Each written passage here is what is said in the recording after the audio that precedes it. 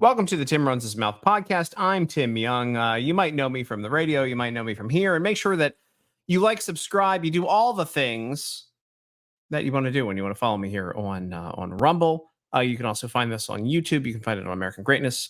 You can find it everywhere podcasts are put. And also make sure you're following me on Twitter at Tim Runs His Mouth. I want to thank, before we start with anything here, our podcast sponsor, cigarsdirect.com. I love cigarsdirect.com. I can get all the cigars that I want from there. And this back here behind me, where can I point? There we go, right there. If you don't see it, is a hint at things to come. That's an Angel's Envy 10th anniversary cask strength box. I've got my buddy who founded Angel's Envy, Wes Henderson. We're going to be doing the Let's Drink Bourbon podcast as part of this series as it comes along.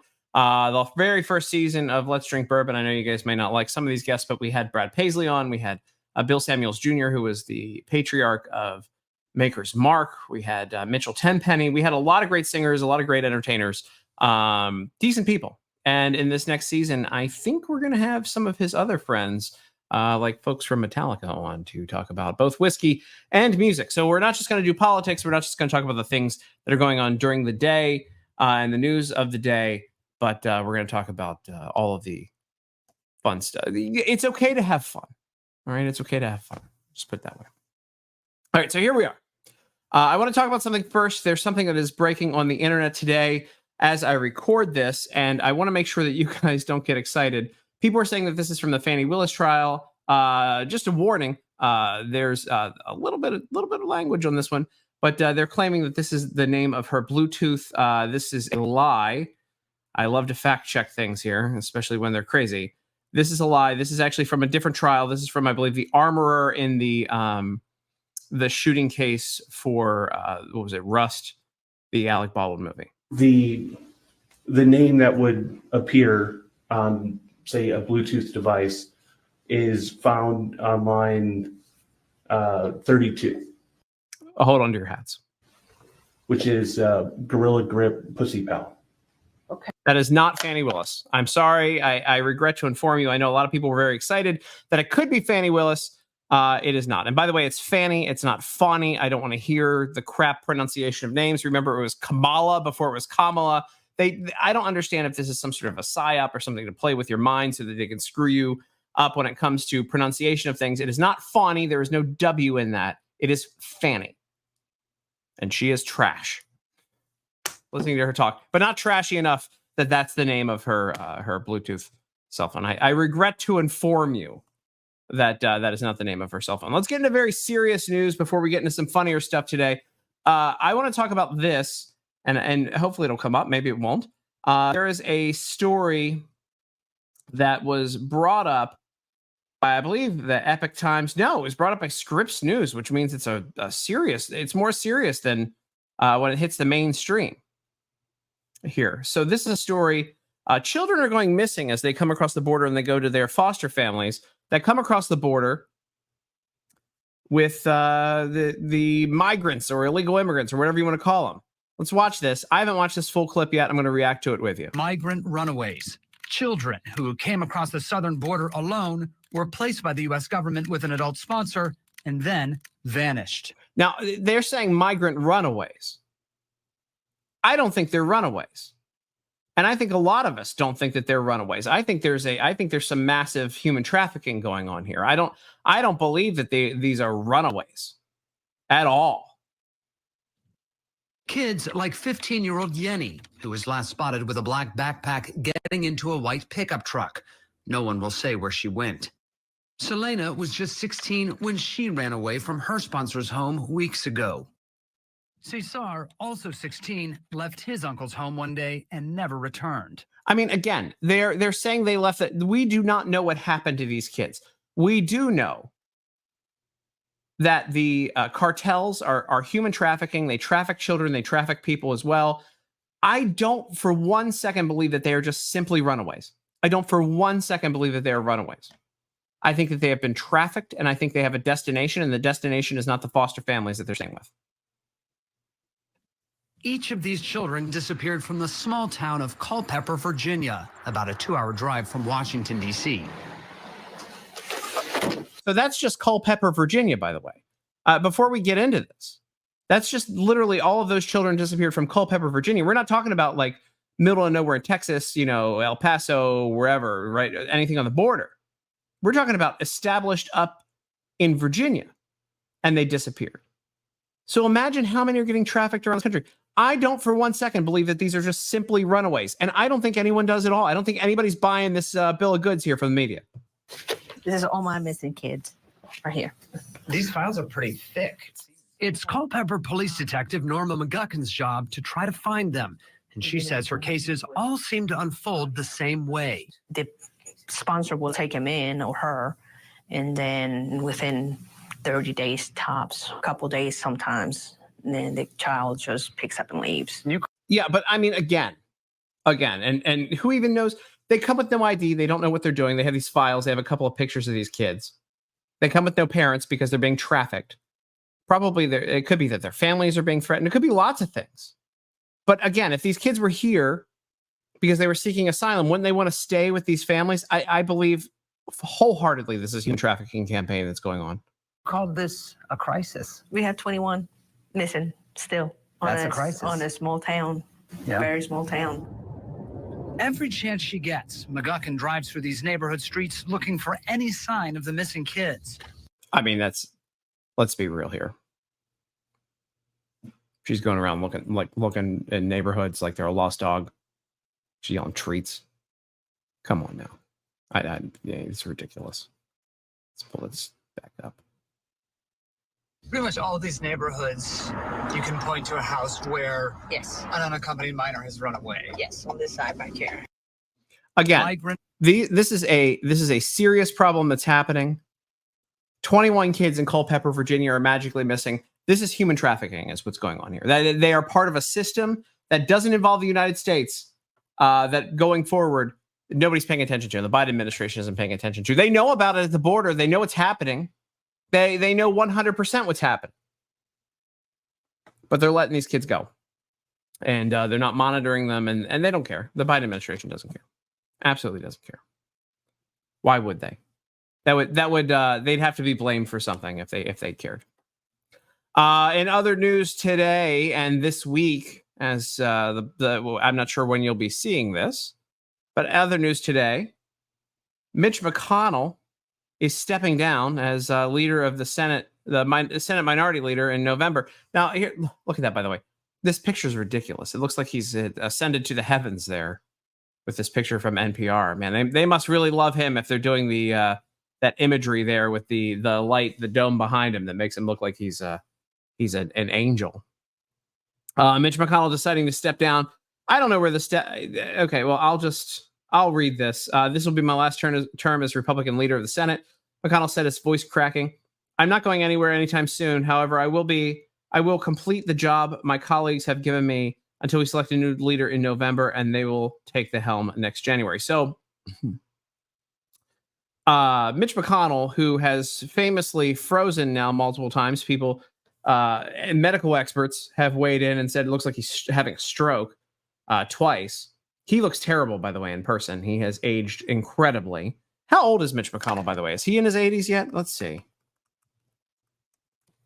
Mitch McConnell is 82 years old. 82-year-old Mitch McConnell. They're going to roll him out to run policy and vote aye on things the way they did on Dianne Feinstein. She had no idea where she was. She gave up power of attorney to her kids, but they kept rolling her out to vote on things. That's exactly what's going to happen here with Mitch McConnell. I don't expect anything else to go on with him. You have to remember, he's the person, too, who said, we don't want a government shutdown, and he wants to send money to Ukraine. That's the big thing. He doesn't want to shut down our United States government for so that he can send money to Ukraine. This guy has been pretty much the worst GOP leader in the Senate that we've had in modern times. And again, we wouldn't know how bad he was if not for the performance of Trump and exposing exactly what happened there. But Mitch McConnell, again, he's going to resign. Don't get excited, by the way, with him resigning. Don't at all get excited with him resigning. Because I'll tell you what's going to happen. His replacement is going to be John Cornyn.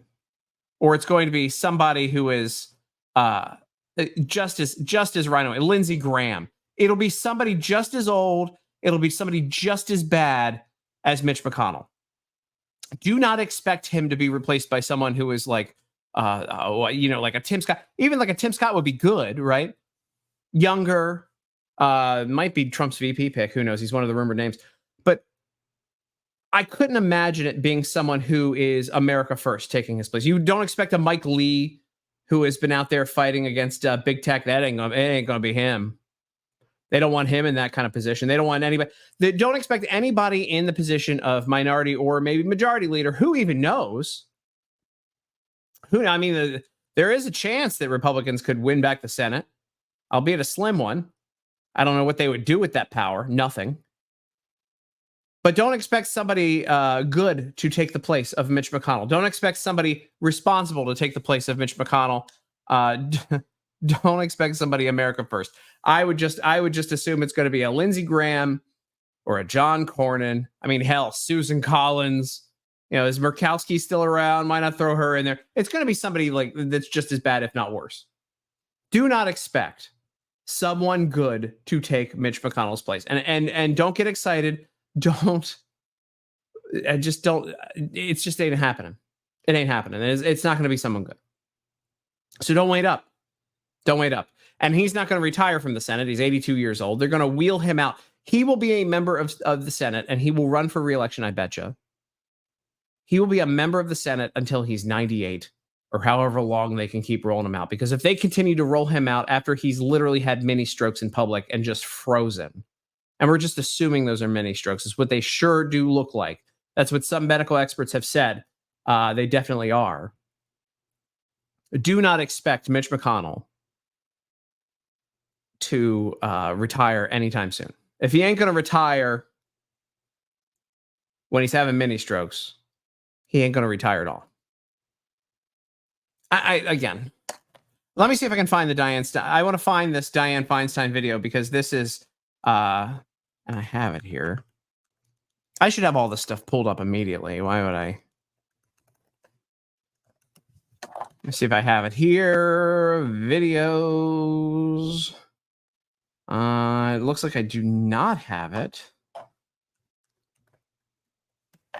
They've changed the way that you can access your media on. Well, I mean, I can show you this picture of her.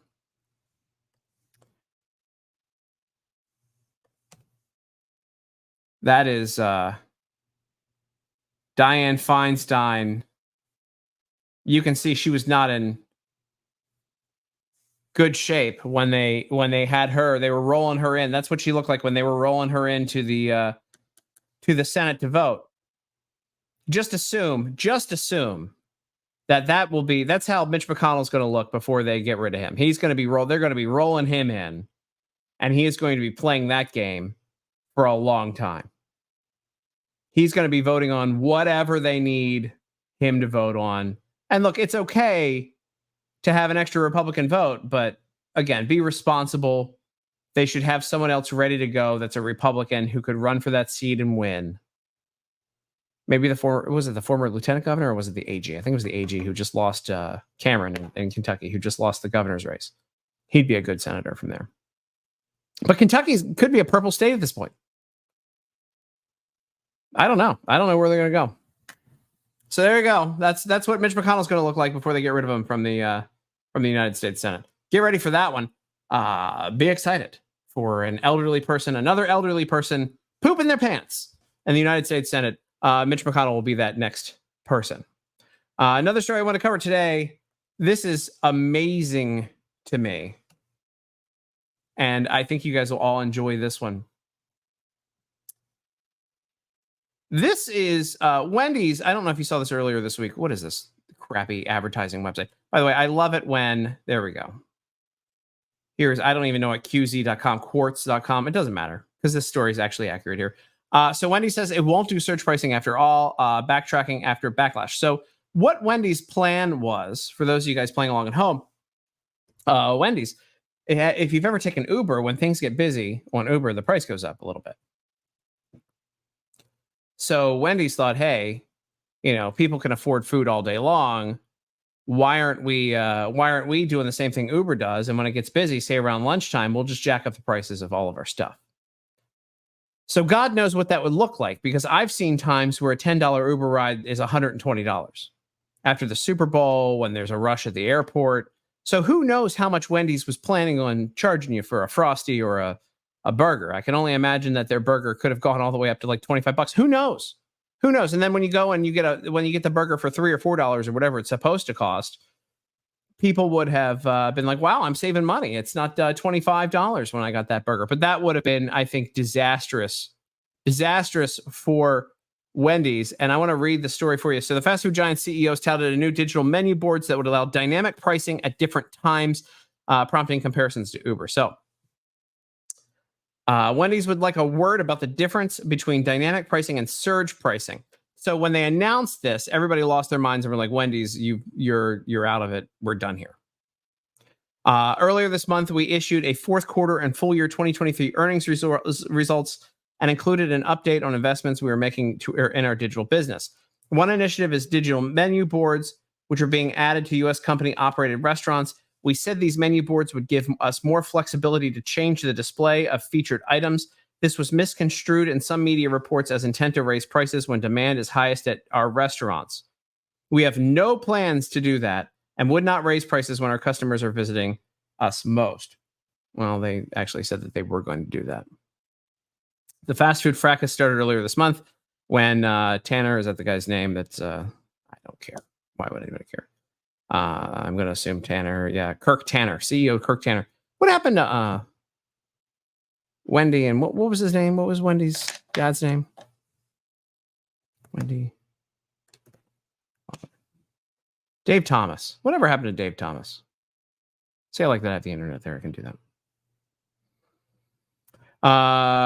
The fast food fracas started earlier this month when Tanner touted the coming rollout of new digital menu boards and approximately $20 million investment that he said would extend to all U.S. restaurants the company operates by the end of next year. Tanner also highlighted how the digital menu boards would allow for pricing changes. Beginning in early 2025, we will begin testing some enhanced features like dynamic pricing and day part offerings, along with AI-enabled menu changes and suggestive selling. Dynamic pricing means the pricing is going to change. They literally said, we never said that, because they think you're stupid. But they literally said that they were going to offer dynamic pricing. So AI was going to control the pricing, basically, is what they were saying. So if there was a line around the block for Wendy's for some reason, say it was like Chick-fil-A, imagine going to Chick-fil-A at lunch and they had dynamic pricing. Chick-fil-A at lunch, man. Have you ever seen I don't know what Chick-fil-A is like by you guys, but you go to Chick-fil-A for lunch and they have a line. I don't think that fried chicken's worth it. I don't think a chicken sandwich is worth it. Sorry if you love Chick-fil-A that much. I just don't think it's worth it. But worth less than that is a Wendy's burger. So I couldn't imagine going to Wendy's and having a line around the block.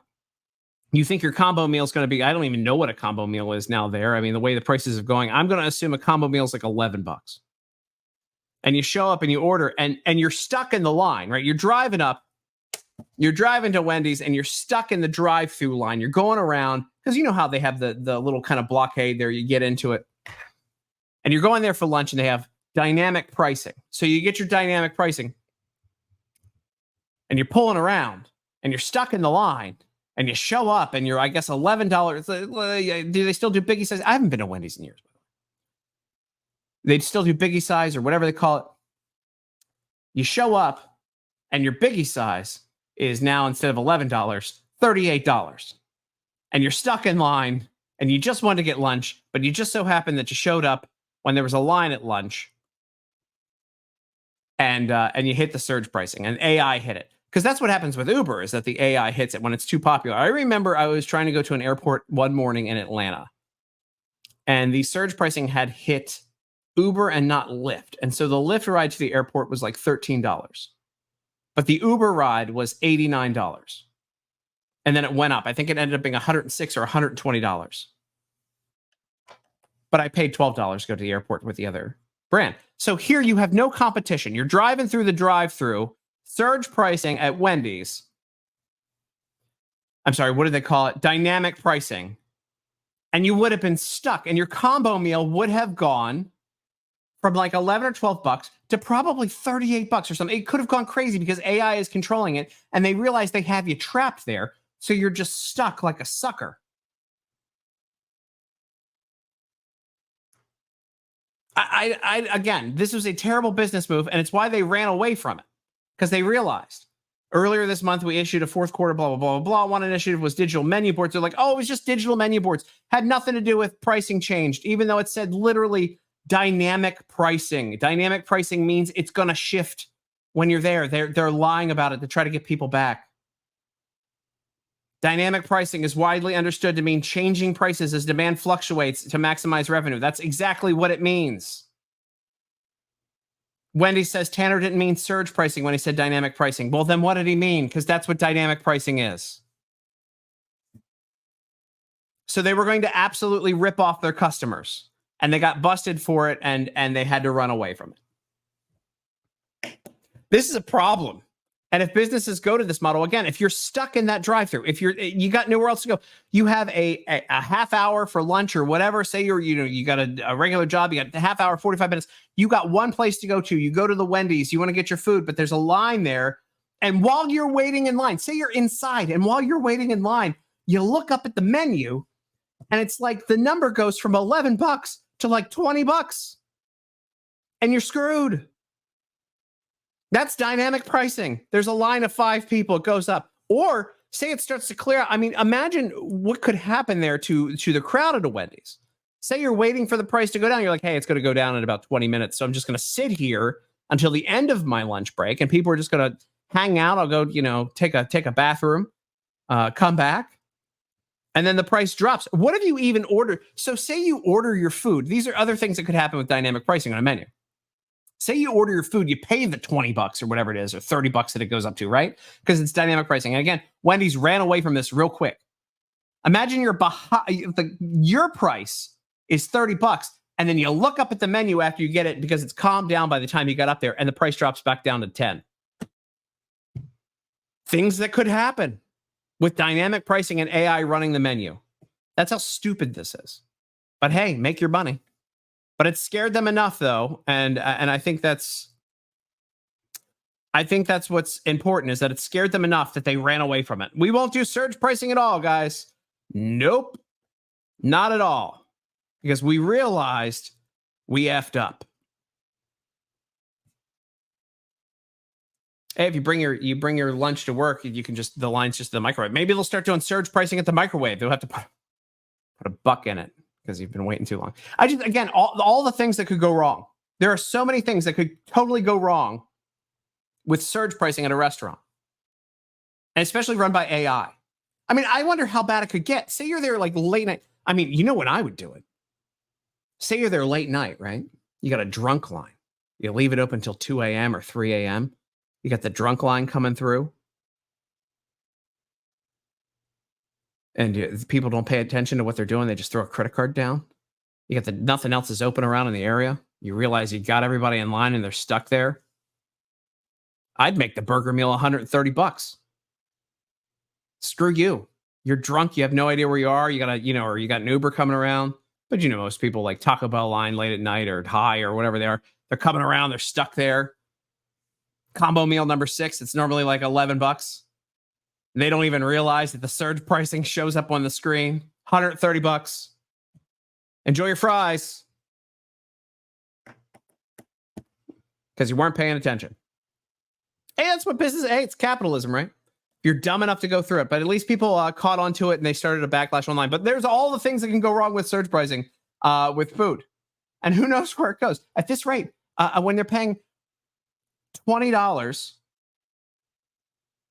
for, what is it, minimum wage now in California, it's $20 an hour. What do you expect is going to happen? They got to make money somehow. It ain't happening. It ain't happening through magic. It ain't growing on trees. Anyway, that's going to be it for this episode of Tim Runs His Mouth. We're going to stream this every day. Here's the deal. I got to figure out what time I'm going to be streaming it every day, but you can also see it on American Greatness, the American Greatness podcast with Tim Runs His Mouth over there on American Greatness. Follow me on Rumble, on Twitter, on all the social medias. I will be around to do all this stuff. And in case you're wondering what my hat says, since somebody asked, it's a Fuente that is for Fuente Cigars. They make Opus X and a few other really, really nice cigars. Fuente cigars are some of the best. And you can get them at our sponsor, cigarsdirect.com. You want to go to cigarsdirect.com. Make sure you go there and get all of your cigar needs and desires. You can fill all of your cigar dreams over at cigarsdirect.com. That's a hell of a read right there. Cigarsdirect.com. Make sure you go over and check it out. Thanks for joining me today, guys, on this. We were running it here on Rumble Live, but as always, thanks for joining me on the Tim Runs His Mouth podcast. It's been a great time hanging out with you guys. I will see you next time. Thanks for joining me. See you soon.